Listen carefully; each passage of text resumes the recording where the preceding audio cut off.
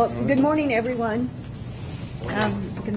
We will call this meeting to order, and I see that Commissioner Terrell is here as well as Commissioner Jernell. So we do have a quorum of the Indiana State Recount Commission. My name is Connie Lawson. I'm the Indiana Secretary of State, and as Secretary of State, I do chair this commission. I'm joined, as I mentioned, by Commissioner Gordon Jernell to my right and Commissioner Pat Terrell to my left. And I would like to introduce the Election Division staff as well. The Election Division of the Secretary of State's office provides administrative support to this Recount Commission. Brad King serves as the Majority Counsel to the Commission, and Matthew Kochever serves as the Minority Counsel. Our court reporter today is Susan Deslin, and she will be recording, and so I would like for each of you to remember, if you want to speak, please identify yourself so that she can have your name along with your comments. I will mention as well that we could not stream this commission meeting on live, but we are recording by video, and we will be putting it up online when we get back to the State House and can get that done. But it will be online, so that if anybody has any questions about what the process is here today, they'll be able to see it. And so we need first, before we start the meeting, to document our compliance with the open door law. So I would ask our Majority Counsel, Brad King, to speak to that. Brad? Madam Chair, members of the Commission, the notice for this meeting was properly given under the open door law. Thank you, Brad. I've already mentioned that you do need to identify yourself before beginning to speak and spell your name for the court reporter as well. Obviously, she needs for you to speak clearly, and try not to speak at the same time as others are speaking, please. So with that, I am going to call on Phil Sacuzzo, who is the Recount Director, who will give his report regarding Senate District 36 Recount. Mr. Sacuzzo? Madam Chair and members of the Commission, again, Philip Sacuzzo, last name is S-I-C-U-S-O. The State Board of Accounts conducted a tallying process for votes in Senate District 36 in locations in Marion County and Johnson counties for all precincts over 4 days from June 13th through June 16th. If I'm not mistaken, each of these days required 10 hours of work at a minimum, often more. The candidates and their representatives were present each day, and I'd like to really personally thank everybody involved in the process for their professionalism and hard work during that time. The State Board of Accounts was extremely meticulous, outstanding job by their team, very dedicated work. And I'd also like to say that the parties at all times were really outstanding with each other. Their professionalism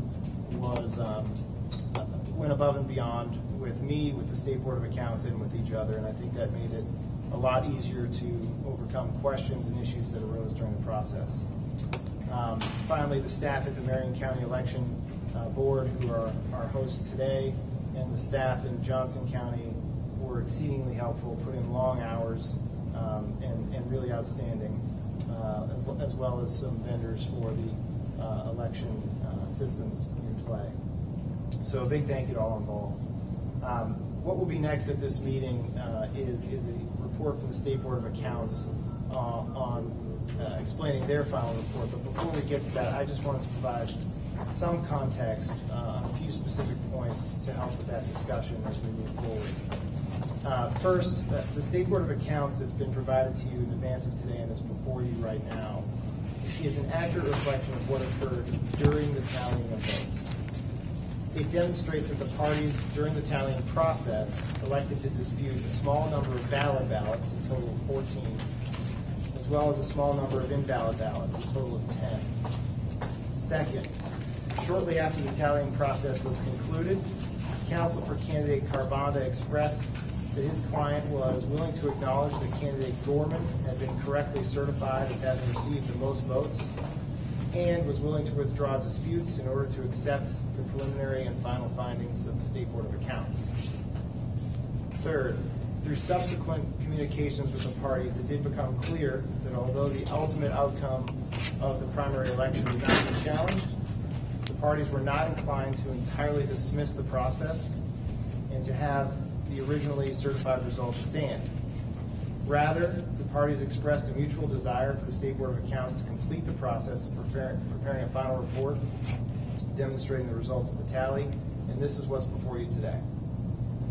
If during the course of today's proceedings the parties do withdraw some or all of their disputes with respect to individual ballots, the State Board of Accounts report that you have will require some adjustment on a precinct by precinct level in order to reflect the fact that no disputes exist. As State Board of Accounts can explain in more detail, such an adjustment will not impact either the ultimate outcome of the race or the margin of victory for candidate Gorman. As expressed in the transmittal letter on page 1 of the report that you have, State Board of Accounts tally, when you include valid votes that were disputed by the candidates, resulted in 4,769 votes for Sean Gorman and 4,732 votes for Jesse Carbanda.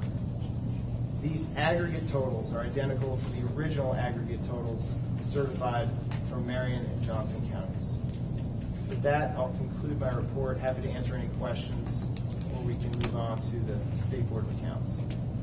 Commissioners, do you have any questions for Director Sicuso? No questions? So I will now call on Jeff Arthur with the State Board of Accounts for the report. Chair, or stand over here.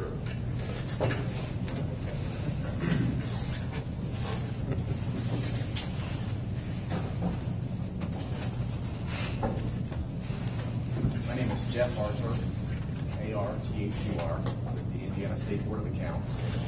And Phil has already gone over our transmittal letter that had the total vote count for our reports. The next 3 pages has a summary of these votes by precincts and voting centers, if applicable. And I'll just go over what each column represents and take questions afterwards.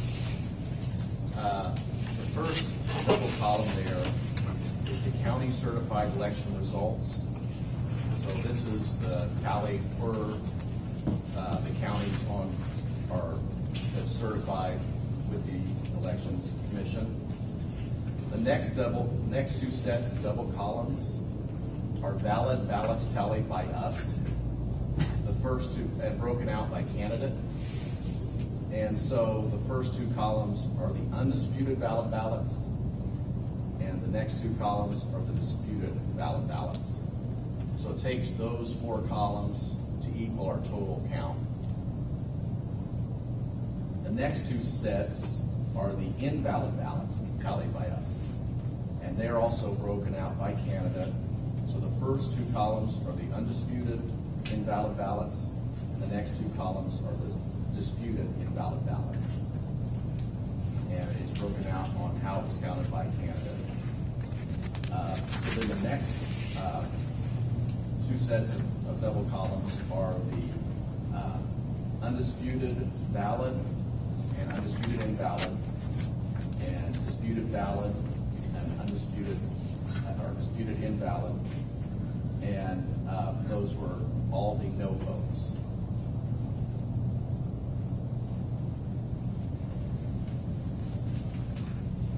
And it's broken out by precinct, like I said, voting center, and then we have the grand totals on the bottom. So that concludes my report. If there's any questions, I'm glad to take them. Commissioners, do either of you have any questions for State Board of Accounts and Jeff Arthur? No. No questions? Thank you, Mr. Arthur. Thank you. Now we'll turn to the petition for recount for the Democratic Party nomination for State Senate District 36. And I would first like to recognize Catherine Williams, attorney for the petitioner, who is substituting for William Groff. Catherine? Yeah, thank you, Chair Lawson, members of the Commission. My name is Catherine, K-A-T-H-R-Y-N, last name Williams. Mr. Groff is still the primary attorney for Mr. Mr. Carbonda, but he's out of the country on his 40th anniversary trip, so I am substituting him today for Mr. Carbonda. And first, on behalf of Mr. Carbonda and his campaign and Mr.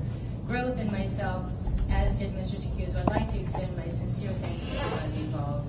Mr. Smalko, Mr. Secuso, Mr. King, Mr. Cochiefer, members of the State Police, Marion County Election Board, and especially the extremely patient and effective members from State Board of Accounts.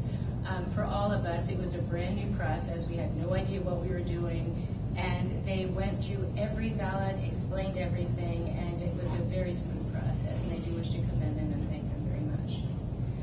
And as Mr. Secuso indicated, that when we did receive the initial tallies back following the recount, we compared those to the disputed exhibits, and we did conclude that Mr. Gorman had been correctly certified as the winner for the primary election to determine the Democratic nominee for Senate District 36.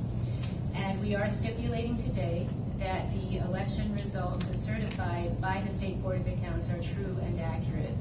And I am gathering, too, from other things that were said today, that we need to additionally today withdraw our disputes to any outstanding disputes to ballot, since we are stipulating to the results of the election.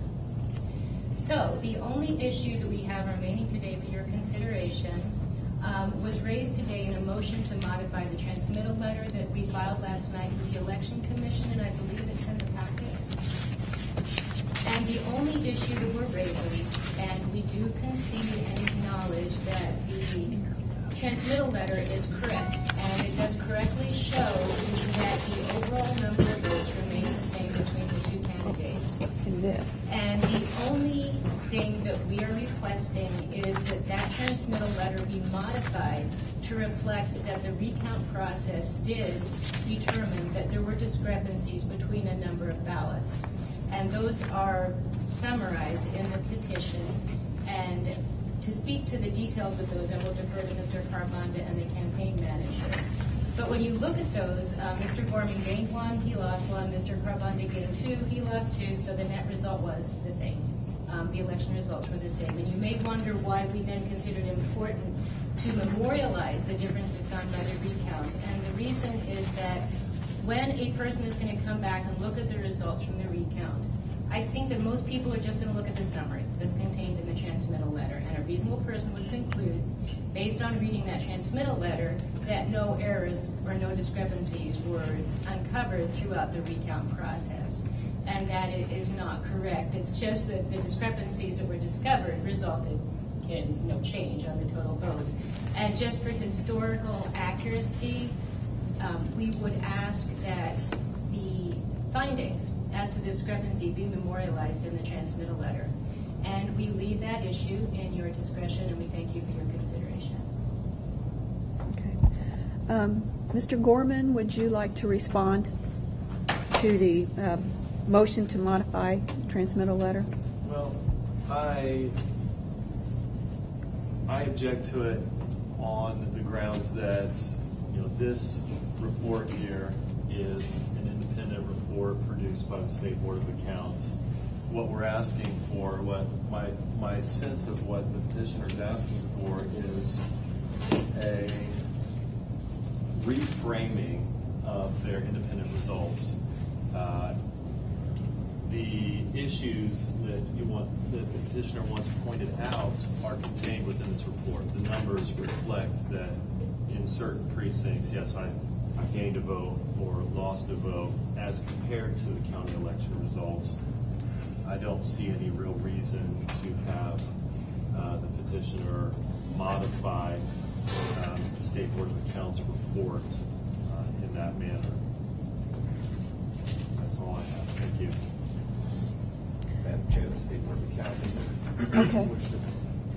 I call on Paul. Paul Joyce. I wanted to say that, but I thought it was. I call on Paul Joyce from the State Board of Accounts to respond.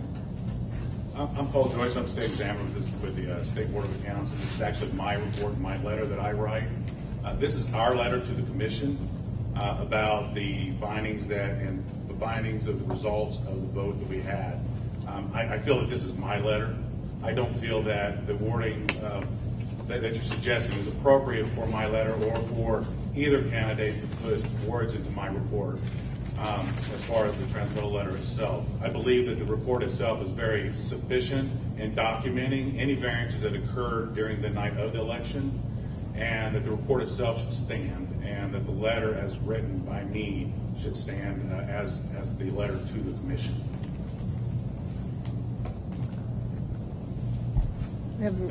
Should I ask for a response from the party?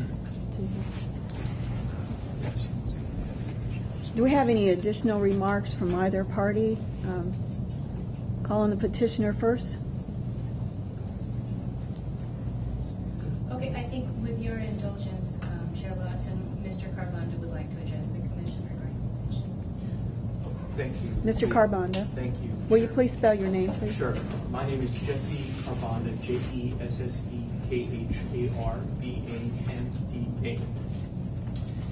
Thank you, Chairwoman, and thank you to everyone involved in this process. I echo my great appreciation and the appreciation of our entire team for the incredible patience of all involved. We certainly don't see this as a matter of modifying or reframing.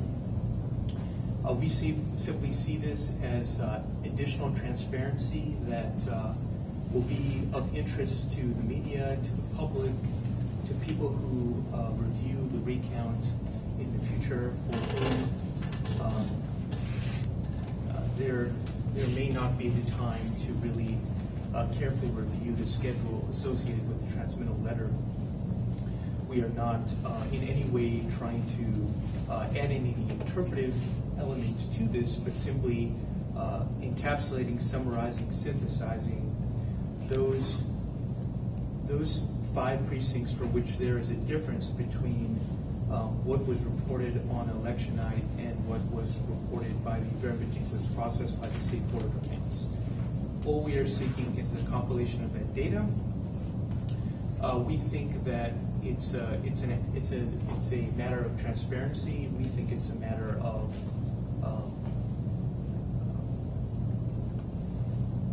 the public realizing that a very prudent investment was made on the part of taxpayer money for this meticulous process, and that a limited number of errors were found, and that they were properly and concisely summarized for the benefit of the public. Would you like to respond, Mr. Corman? Thank you, and I'm sorry I didn't spell my name. It's Seangorma. And thank you. And again, my objection stands, and I just respectfully disagree with petitioner in regards to the necessity of modifying the State Board of Accounts report. It's an independent report to the commission. I'm not asking for any changes to it, and I don't believe that it's appropriate or necessary to make the changes that petitioner is requesting. Thank you. Commissioners, it's clear that the parties do not agree to withdraw the recount disputes, and so is there a motion then to accept the revised final total prepared by the State Board of Accounts to reflect the withdrawal of disputes as the official result of the May 3rd, 2016 primary election? So moved. Second.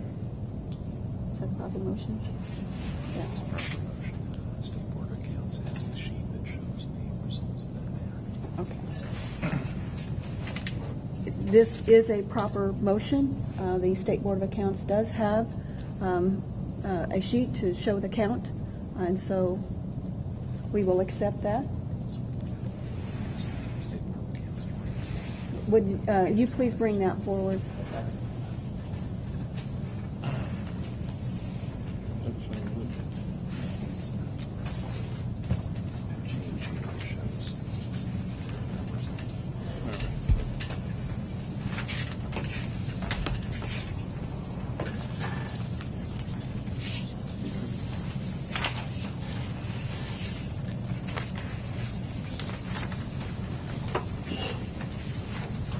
I'll give the commissioners a moment to look at this report.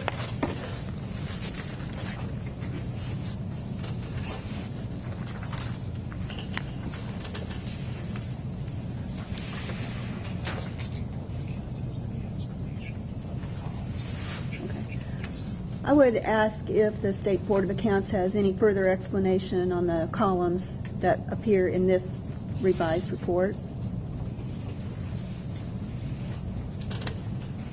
The adjustments that we made to this report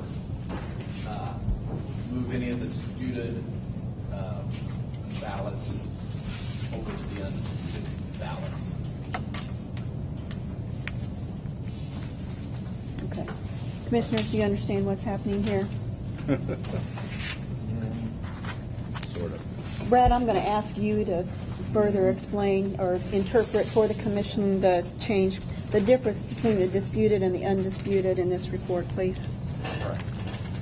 Madam Chair, members of the commission, the final tally on page 5 of the report is the best way to illustrate the change reflected in the second document distributed. You will notice in the first two columns, first two sets of columns on the bottom of page 5, that the original blue book showed undisputed valid ballots for each candidate as Gorman 4,760, Carbonda 4,727. The sheet that was just handed out to the commission reflects changes in those totals, 4,769 and 4,732, that are generated by crediting each candidate with the valid ballots that are no longer disputed. So 4,760 plus 9 for Gorman equals 4,769. Likewise, 4,727 for Carbonda plus 5 formerly disputed equals 4,732. So this is the reflection of the withdrawal of the disputes with regard to the votes for each candidate. The individual precincts remain broken down to indicate where each candidate may have gained or lost a vote in the process of tallying by the State Board of Accounts. Okay. Commissioners, obviously I was premature in asking for that motion, but does the motion stand? Yes. Okay, all right. So we have a motion before us. All those in favor say aye. Aye. Opposed? Same sign. This concludes the recounting of the votes cast in this race. The revised final total will be filed with the Indiana Election Division. Now I will recognize Catherine Williams substituting again for William Groff regarding petitions for contest for the Democratic Party nomination of State Senate District 36. And we withdraw. Okay. So then do we just go to the motion to dismiss then? So the motion for the for the contest then has been withdrawn. And so I would ask if there is a motion. Oh, so there is a motion to dismiss the contest petition filed on this matter. So do I have a? So do we need that motion from the commission? We need that motion from the commission. So moved. Okay. Second. We have a motion and a second to dismiss the contest petition filed in this manner. All those in favor? Aye. Opposed? Petition is dismissed. We will now turn to the impounded material from Senate District 36. When the recount petition was filed in this matter, the recount director issued an order to impound the election material in Johnson County and Marion County. Are both parties willing to have this impounded material released at this time? Yes, we. Yes. Both parties are willing. Commission, do I have a motion to release the impounded material? So moved. Second. I have a motion and a second. All those in favor of the motion? Aye. Aye. Opposed? Motion is carried unanimously.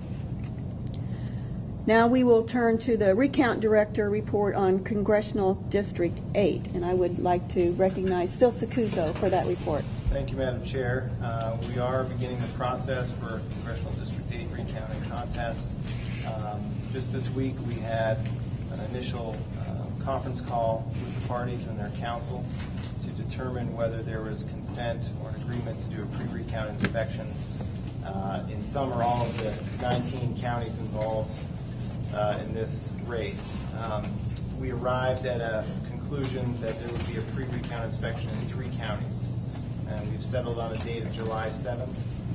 And the parties will be in Clay, Vigo, and Vermilion counties on that day. We're working with the officials in each county to set specific times and to enable the parties to hopefully work through some issues to narrow the scope and what we'll be looking at when we actually get to work on the recount. Each of these counties has a different voting system and process, so it should be helpful to work through each of these on that day and hopefully make things more efficient as we move forward. We think it's a good step before we begin the recount process in those 19 counties. That's where we stand, and once that's complete, we'll begin scheduling to begin the recount.